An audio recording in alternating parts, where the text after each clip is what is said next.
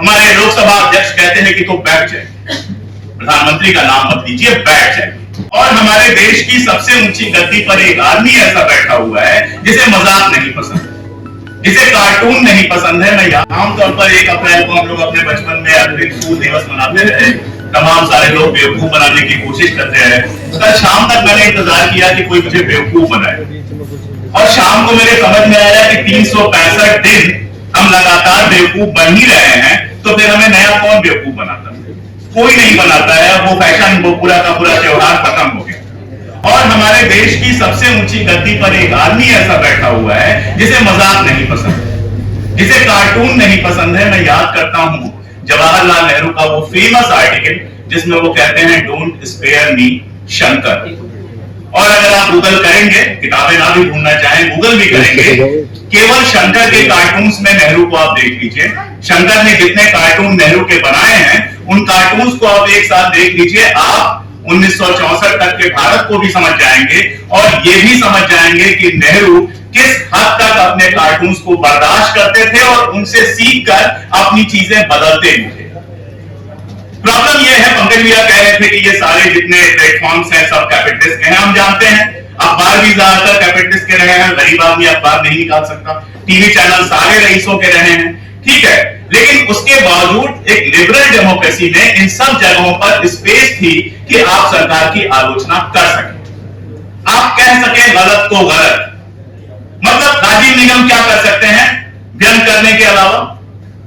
और राजीव निगम अगर व्यंग नहीं करेंगे तो क्यों नहीं करेंगे और क्या करेंगे? ये सवाल एक बड़ा खड़ा होता है। मंजुल अगर कार्टून नहीं बनाएंगे तो और क्या बनाएंगे? मंजुल कार्टून बनाते रहे हैं तब भी जब मनमोहन सिंह यहां कुर्सी पर थे, और तब भी जब नरेंद्र मोदी यहां कुर्सी पर है। लेकिन मनमोहन सिंह का जब वो कार्टून बनाते थे तो यही अखबार जो उन्हीं पूंजीपतियों के हैं, बड़े शौक से उसको पहले पन्ने पर छापते थे और किसी को कोई फर्क नहीं पड़ता। आज कार्टून बनाना इतना मुश्किल है कि एक के बाद एक फेसबुक पेज उड़ाए जा रहे हैं, किसी का ट्विटर अकाउंट उड़ाया जा रहा है। कोई मतलब आप बोल नहीं सकते हैं जैसा माहौल बनना शुरू हो गया है। संजय भाई ने संसद के अंदर आवाज उठाई और वो आवाज हम सब लोगों की आवाज थी। ये पॉलिटिक्स का अकेले का मामला नहीं है, ये राजीव भाई का अकेले का मामला नहीं है, ये किसी चैनल का अकेले का मामला नहीं है। आज ये है, कल हम होंगे, परसों जो यहाँ तमाम सारे लोगों ने वीडियो लगाए हुए, कैमरे लगाए हुए, इनमें से कोई भी हो सकता है।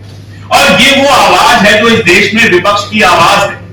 आज कंडीशन ये है कि विपक्ष को कवर करने के लिए मीडिया नहीं है। भारतीय जनता पार्टी का कोई पार्षद भी अगर चाहेगा तो वो नेशनल मीडिया में आ सकता है, लेकिन दूसरी पार्टियों के सांसद और यहां तक कि विपक्ष के नेता को भी बाकायदा मीडिया में आने से रोका जाता है। मीडिया में गलत तरीके से रिपोर्ट किया जाता है या रिपोर्ट ही नहीं किया जाता। और यही वजह है, एक अल्टरनेटिव मीडिया खड़ा हुआ है। अगर आज टीवी चैनल वैसे ही होते जैसे 2014 से पहले थे, तो किसी पॉलिटिक्स की क्या जरूरत होती, मेरे चैनल की क्या जरूरत होती, रवीश को बाहर आकर वीडियो क्यों बनाने पड़ते एक यूट्यूब चैनल पर, अजित अंजुम जैसे पत्रकार को अलग से वीडियो क्यों बनाने पड़ते, या तमाम नाम आप गिनते चले जाइए। ये इन सारे लोगों को अलग से आकर अपनी बात क्यों कहनी पड़ी? क्योंकि मेन स्ट्रीम मीडिया में उसकी जगह खत्म हो गई। और दिक्कत अलग बात यह है कि पिछले चुनाव में सरकार को बहुत कायदे से समझ में आ गया है कि मेन स्ट्रीम मीडिया जो है वो सिर्फ उनके लिए मेन स्ट्रीम रह गई है। इस देश की आम जनता अब मेन स्ट्रीम से ज्यादा वैकल्पिक मीडिया पर भरोसा करती है। बहुत सारी कमियां हो सकती हैं, दिक्कतें हो सकती हैं। हो सकता है कि पंकज भाई से मेरी कुछ आपत्तियां हो, इनकी कुछ बातें मुझे ना पसंद आते हो, मेरी बातें इनको ना पसंद आती हो, हमारी आपसी सहमतियां हो। लेकिन एक बात पर हमारी सहमति है, उसमें संजय भाई भी शामिल है, उसमें पंकज भाई भी शामिल है, उसमें हम सब लोग शामिल हैं कि अगर आप मेरी आलोचना करना चाहते हैं अपने चैनल पर तो यह आपका हक है। अगर संजय भाई के किसी भाषण को शानदार कहने का मुझे हक है तो बेकार कहने का भी मुझे हक है। अगर मेरा कुछ गलत है या कहीं कुछ गलत है तो उस पर टिप्पणी करने का हक है। लोकतंत्र ऐसे ही तो बनता है, संसद ऐसे ही तो बनी थी, कम से कम राज्यसभा ऐसी ही बनी थी, जिसको क्या बना दिया गया है बताने की जरूरत नहीं है।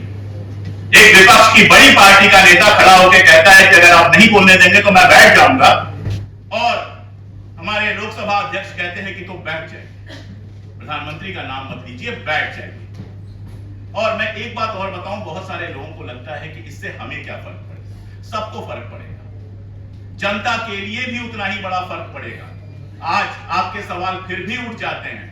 अगर इस देश में विपक्ष की आवाज खत्म हो गई, वैकल्पिक मीडिया की आवाज खत्म हो गई, तो जो मीडिया है उसके घर में भी कुछ हुआ तो वो आवाज उठाने वाला कोई नहीं बचेगा, क्योंकि उनके अपने चैनलों पर वो आवाज उठाने नहीं दी जाएगी। इसलिए लंबी बात मुझे नहीं करनी है, मैं बस इसमें शामिल होने और इन सॉलिडेरिटी कहने आया था कि मैं इस लड़ाई में शामिल हूं, मैं आप लोगों के साथ हूं, ये कहने आया था। मुझे बस इतना कहना है कि ये लड़ाई सबकी है, ये लड़ाई एक एक आदमी की है, ये लड़ाई एक एक नागरिक की है, और अपनी असहमतियों के साथ इस लड़ाई को हमको साथ में लड़ना है। कोई फर्क नहीं पड़ता कि इनसे मेरी पड़ती है कि नहीं, इनसे मेरी पड़ती है कि नहीं, पर्सनल क्या है क्या नहीं है, कोई फर्क नहीं पड़ता। वो हम सुलझा लेंगे, वो हम ड्राइंग रूमों में सुलझा लेंगे, वो चाय की दुकानों पे सुलझा लेंगे, वो सड़कों पे सुलझा लेंगे। फर्क इस बात से पड़ता है कि इस देश में अभिव्यक्ति का अधिकार मूल अधिकार है नागरिक का, और अगर उसको दबाया जा रहा है तो कम से कम हमारे बच्चे ये ना कह सकें कि हमारे पुरखों ने इस पर आवाज भी नहीं उठाई। आवाज उठाने का हक तो हमारा है, उसे दबा दिया जाए, उसे किनारे कर दिया जाए, माना जाए ना माना जाए, समय बताएगा। एक बात मैं जानता हूं और वही कह के मैं खत्म करूंगा। एक पुरानी रशियन कहावत है, सदियों तक कुछ नहीं बदलता और रातों रात सब बदल जाता। ट्रंप जिस समय ईरान में गए थे, 48 घंटे के अंदर विक्ट्री डिक्लेयर करने के लिए गए थे, 1 महीने से ऊपर हो गया, और आगे कहां तक जंग जाएगी कोई नहीं जानता। तो बहुत सारी चीजें बहुत सारी जगहों पर, मैंने एक किताब तानाशाहों पर ही लिखी है। चाउसेस्कू का नाम आप सब लोगों ने सुना होगा। चाउसेस्कू और उसकी पत्नी का डंका बजता था। डंका बजता था मतलब बजता था। कुछ दिक्कतें इकोनॉमिक शुरू हुई, एक भाषण देने वो आया और उस भाषण में जरा सा अटक गया, उसकी जबान फिसल गई थोड़ी सी, लगा कि उसके अंदर डर आ गया। जनता ने वो डर पकड़ लिया, 24 घंटे के अंदर चाउसेस्कू गद्दी से हट गया, और उसके बाद जो हुआ वो आप सब लोग जानते हैं। संघर्ष की जरूरत इसीलिए होती है कि हमारी पीढ़ी को मिले, अगली पीढ़ी को मिले। संघर्ष की परंपरा लगातार चलनी चाहिए, और आवाज उठाने के हक के लिए संघर्ष हमारे समय का सबसे बड़ा संघर्ष है। और मैं बिल्कुल पंकज भाई से सहमत हूं कि मैं खुद को विपक्ष का हिस्सा मानता हूं। मुझे चुनाव नहीं लड़ना, मुझे किसी पार्टी में शामिल नहीं होना, लेकिन जो इस तानाशाही सरकार के खिलाफ बोलता है, मैं हर उस पार्टी में शामिल हूं, मैं हर उस आवाज में शामिल हूं। बहुत शुक्रिया।